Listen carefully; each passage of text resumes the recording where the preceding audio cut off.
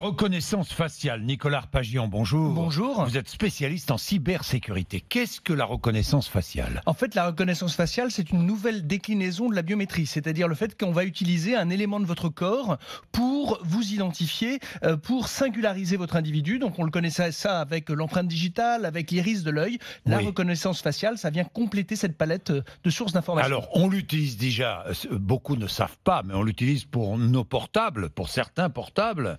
C'est-à-dire que on met son visage devant le téléphone portable vous reconnaît et s'ouvre. Exactement. Alors en fait, l'idée c'est toujours de faire un arbitrage entre la fluidité de l'usage, le fait que, comme vous l'avez dit, plutôt que de vous rappeler de votre code, si vous avez des gants et donc vous n'arrivez pas à composer sur votre téléphone, et la sécurité, le fait que vous ne puissiez être le seul à utiliser votre téléphone portable. Donc on a toujours cet équilibre entre cet outil qui va vous permettre de garantir que c'est vous et vous seul, et puis le fait que effectivement ce soit facile d'utilisation. Alors le portable, les passeports biométriques dans les aéroports. Maintenant, on utilise la reconnaissance faciale. L'empreinte digitale et la reconnaissance faciale. Bon, mais on va aller beaucoup plus loin. Pour démarrer nos voitures.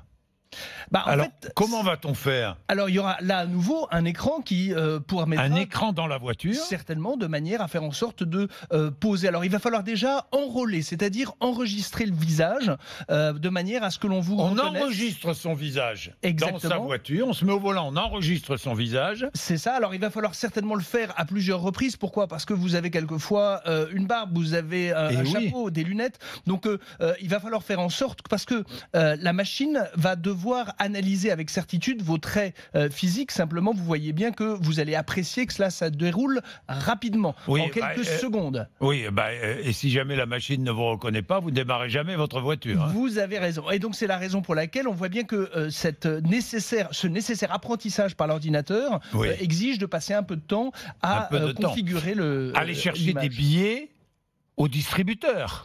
En fait, c'est tout élément qui va permettre de valider une transaction. Alors, ça peut être démarrer une voiture, rentrer dans un bâtiment, passer une frontière. La seule chose, c'est qu'effectivement, la question après va se poser de la confiance qu'on peut avoir dans la robustesse, dans la sécurité de ce mode d'identification. Oui, améliorer la sécurité dans les villes.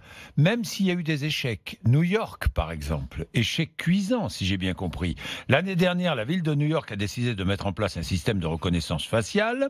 Le but est de procéder à une identification des passagers des véhicules circulant sur le pont Kennedy qui relie Manhattan au Queens. Et puis ça a été un échec. Alors en fait, le problème, c'est que vous êtes dépendant de la météo, vous êtes dépendant de la manière dont les gens se comportent dans l'habitacle, puisque quelquefois ils ignorent qu'ils font l'objet de cette identification à distance. Donc effectivement, vous multipliez les embûches en quelque sorte pour faire en sorte que ce soit fluide, qui est une des... Et les données, dites-moi, parce qu'on recueille des données quand même.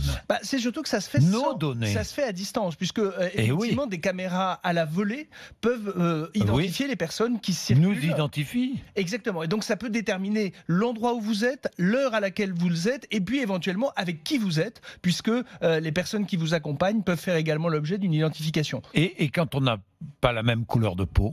Alors après, ce sont des... en fait, la machine, l'algorithme doit être éduqué en quelque sorte. Donc après, il peut amener à reconnaître différentes typologies. Ça, c'est plus de l'apprentissage technique. Il n'y a pas de problème. Il y a pas de problème. Et que dit la loi?